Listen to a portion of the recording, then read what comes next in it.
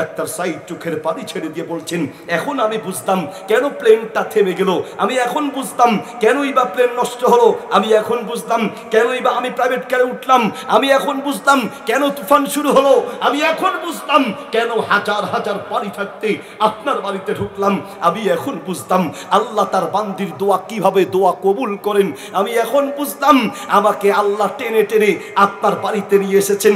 বুড়িমা, আপনি ডাক্তার সাইদের কাছে যাওয়া লাগে নাই, আপনার সেজদার দোয়া আল্লাহর কাছে এমন ভাবে কবুল হয়েছে, আল্লাহ ডাক্তার সাইদকে টেনে টেনে আপনার বাড়িতে নিয়ে এসেছেন। আমি সেই ডাক্তার সাইদ আপনার বাড়িতে উপস্থিত আছি। আল্লাহু আকবার। সন্তান আপনার কথা শুনে না, আল্লাহর কাছে দোয়া করেন। সূরা ফুরকানের ৭৪ নম্বর আয়াত বেশি করে পড়বেন, দ্বীন শিখাবেন আর আল্লাহর কাছে দোয়া করবেন। আল্লাহর দোয়ার ফল যে কিভাবে আল্লাহ দান, সুবহানাল্লাহ, আল্লাহর কাছে দোয়া করলে যে কিভাবে কবুল হয়। ও বাপ আপনাকে বলছি, ও মা আপনাকে বলছি, তার বাস্তবতা আপনারা এই যে মাঠে আছেন, এলাকার সম্মানিত লোকেরা এখানে আছেন, এই যে মাঠে আপনারা বসেছেন, এই মাঠ, আমাদের খতিব সাহেব আছেন, আমাদের মাইনুদ্দিন মায়া ভাই আছেন, এই যে অনেকে এখানে আছেন, এখানে সাক্ষী আছি, এই মাঠ সেই মাঠ যেই মাঠে আমরা উত্তপ্ত গরমের মধ্যে সূর্যের তাপে দাঁড়িয়ে নামাজ শুরু করেছি, বৃষ্টির জন্য নামাজ পড়েছি, আসমান থেকে প্রচন্ড রোদের থাকা সত্ত্বেও প্রচন্ড রোদের মধ্যে, অনাবৃষ্টির মধ্যে এই মাঠেই আল্লাহ আসমান থেকে বৃষ্টি নাজিল করেছেন। আলহামদুলিল্লাহ, এই মাঠ সেই মাঠ, এই এলাকার মানুষ সাক্ষী আছি। এই মসজিদই সেই হাজী তোফাজ্জল হোসেন জামে মসজিদ, এই মাঠই সেই মাঠ যেখানে আমরা বৃষ্টির নামাজ পড়েছিলাম। আল্লাহ দোয়া কবুল করেন। তার বাস্তবতা সমাজে আছে কি নেই?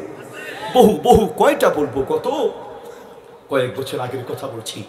পাকিস্তানের একজন ডাক্তার ডক্টর সাইদ, তিনি ক্যান্সারের উপরে গবেষণা করে অ্যাওয়ার্ড পাবেন, তাকে অ্যাওয়ার্ড দেওয়া হবে। তিনি নতুন করে ক্যান্সারের উপরে গবেষণা করলেন, একটা জায়গায় তিনি যাবেন, তার জন্য তিনি প্লেনের টিকিট কাটলেন, প্লেনে উঠলেন।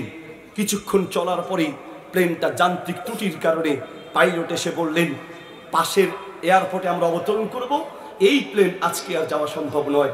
ডাক্তার সাইদ তাড়াতাড়ি প্লেন থেকে বের হয়ে তিনি চলে গেলেন ইমিগ্রেশন কাউন্টারে, বললেন আমার তো ৩-৪ ঘন্টার মধ্যেই পৌঁছাতে হবে, মেহেরবানি করে পরের ফ্লাইটে আমার ব্যবস্থা করেন।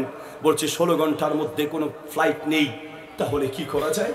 বলছে আপনি একটা প্রাইভেট কার নেন, ৩ ঘন্টার মধ্যে পৌঁছে যেতে পারেন ইনশাল্লাহ। একটা প্রাইভেট কার নিলেন, প্রাইভেট কারে উঠলেন।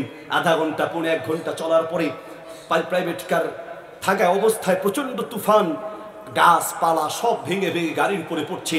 বলছে তাড়াতাড়ি আশেপাশে কোনো বাড়ি ঘর দেখলে দাঁড়িয়ে যান। একটু দূরে গিয়েই একটা বাড়ি দেখলেন, দরজায় নক করলেন, ভিতর থেকে এক বৃদ্ধা মহিলা আসলো, জিজ্ঞেস করলেন কি চান? বলছে আমরা মুসাফির, বিপদে পড়েছি, একটু আশ্রয় চাই, কোনো পুরুষ থাকলে বলেন। বলছে কোনো পুরুষ নেই, আমার স্বামী বহুদিন আগে দুনিয়ার থেকে বিদায় হয়েছে, আর গত কয়েকদিন আগে আমার ছেলে এবং ছেলের বউ এই ঘরে থাকতো, তারও অ্যাক্সিডেন্টে বিদায় হয়েছে, আমি একা আর আমার নাতি আছি, আপনারা থাকেন, আমি আপনাদের জন্য মেহমানদারির ব্যবস্থা করি। এই কথা বলার পরে তিনি মেহমানদারি করার জন্য খাবার দাবার নিয়ে আসলেন, নামাজ পড়তে গেলেন। মহিলা যখন নামাজ পড়তে গেলেন, তার নাতি প্রচণ্ড চিৎকার করে কাঁদা। ডাক্তার সাইদ বললেন, বুড়িমা বাচ্চাটাকে নিয়ে আসেন, কেন কাঁদছে? বাচ্চাটাকে নিয়ে আসলেন। বলছে কি তার রোগ? বলছে তার একটা বড় রোগ আছে, আল্লাহ পরীক্ষা করছেন। কি রোগ বলেন তো? রোগটা হলো তার ক্যান্সার। তো ডাক্তার দেখান নেই? বলেছি আমাদের এলাকার যত ডাক্তার দেখিয়েছি সবাই বলছি এই রোগের চিকিৎসা এখানে হবে না, পাকিস্তানের একজন ডাক্তারের কাছে যেতে হবে। আমি বৃদ্ধ মানুষ, আমি কি করে পাকিস্তানের ডাক্তারের কাছে যাব? আমার পক্ষে কি করে সম্ভব? তবে আমি সেজদায় পড়ে আল্লাহর কাছে দোয়া করছি, দুনিয়ার মানুষের পক্ষে অসম্ভব হতে পারে, আল্লাহর কাছে অসম্ভব বলতে কিচ্ছু নাই, ঠিক কিনা? সারা দুনিয়ার মানুষের পক্ষে অসম্ভব হতে পারে, কিন্তু রব আর মালিকের কাছে অসম্ভব বলতে কিছু নেই। আমি নিজ চোখে দেখা কত কথা আপনাকে বলবো, সময় নেই। শেখ আহমদুল্লাহ হাফিজাউল্লাহ চলে এসেছেন, সংক্ষিপ্ত আকারে বলছি। ডক্টর সাইদকে বলছি পাকিস্তানের একজন ডাক্তারের কাছে নিতে বললেন। বলছে সেই ডাক্তারের কাছে আপনি যাননি? আরে আমি বৃদ্ধ মানুষ, আমি কোত্থেকে তার কাছে যাব? তো সেই ডাক্তার, আমি তো পাকিস্তানের লোক, সেই ডাক্তারের নাম আপনাকে বলছে?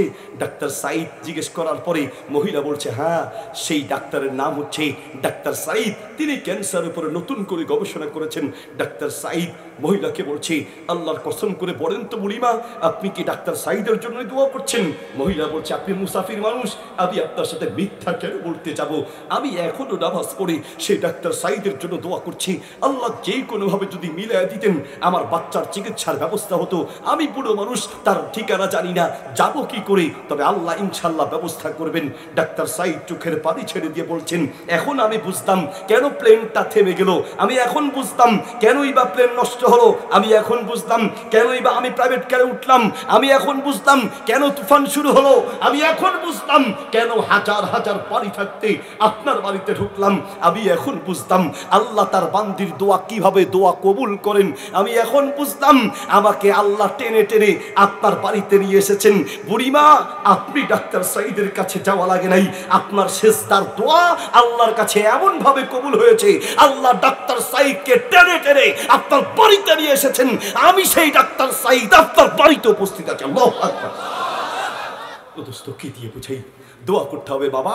সন্তানকে সুসন্তান বানাতে চান, নাম্বার 1 দিন শিখান, নাম্বার 2 তাকে তার জন্য দোয়া করেন। কি পরিমাণ দোয়া করতে হয়! আজকে অন্ধ শিল্পী ইসলামী সঙ্গীত গিয়েছে, দেখেছেন না? দুটি চোখ আল্লাহ তাকে দেয় নেই। এই দুটি চোখের নিয়ামত যে কত বেশি, যার নাই সেই বুঝতে পারে, ঠিক কিনা? যাকে আল্লাহ নিয়ামত দেয় নেই সেই বুঝে এই দুটি চোখের নিয়ামতের দাম কত বেশি। তুমি তো নাফরমান। আরে তোমাকে একটু আঘাত করে বলছি, যেন আমার প্রত্যেকটা শব্দ তোমার কলিজায় আঘাত করে। আমি তোমাকে অপমান করে বলছি, তুমি একটা নাফরমান, তুমি একটা নিমক হারাম। যেই আল্লাহ তোমাকে দুটি চোখ দিয়েছেন, সেই আল্লাহর দেয়া চোখ দিয়ে আজ যদি বলি কয়বার মোবাইল দেখেছো, বলবা 1-1.5 বার দেখেছি। যদি বলি ফেসবুক কয়বার দেখেছো, হুজুর 500-600 বার দেখেছি। হোয়াটসঅ্যাপ ইমো কয়বার দেখেছো? 3 থেকে 400 বার। 3 থেকে 400 বার হোয়াটসঅ্যাপ ইমো দেখেছো, 400-500 বার ফেসবুক দেখেছো, 1-1.5 বার তুমি মোবাইল দেখতে পারছো।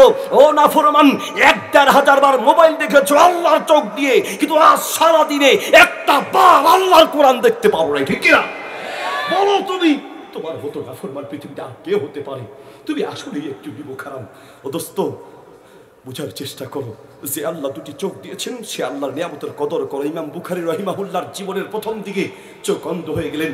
ইমাম বুখারীর মা সিজদায় পড়ে দোয়া করলেন।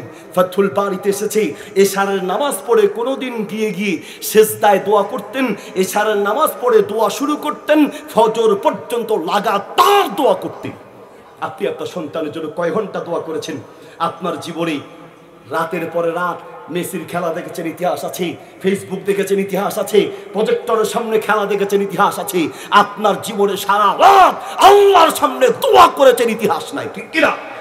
তো দোস্ত, আসুন সন্তানকে সুসন্তান হিসেবে গড়ার জন্য দোয়া করবেন, পাশাপাশি দিন শিখাবেন।